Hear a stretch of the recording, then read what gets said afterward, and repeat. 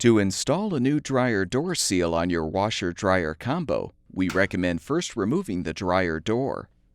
Use a Phillips head screwdriver to fully unthread the lower mounting screws, securing the hinges to the frame.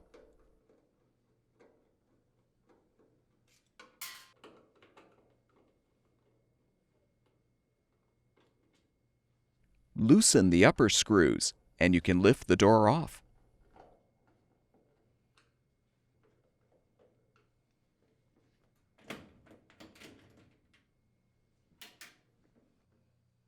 You can use a putty knife to help pry the old seal loose if still intact.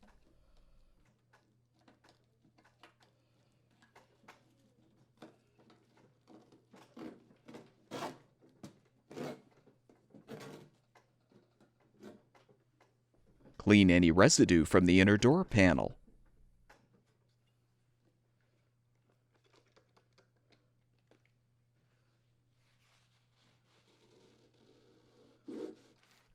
To install the new dryer door seal, apply a small amount of high-temperature adhesive to the channel on the panel.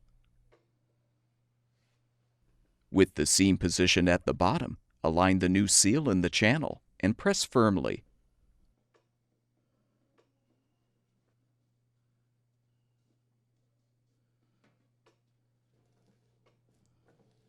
With the seal in place, allow time for the adhesive to set. Then reinstall the door by aligning the hinges on the upper screws. Tighten the screws. Then replace the lower screws.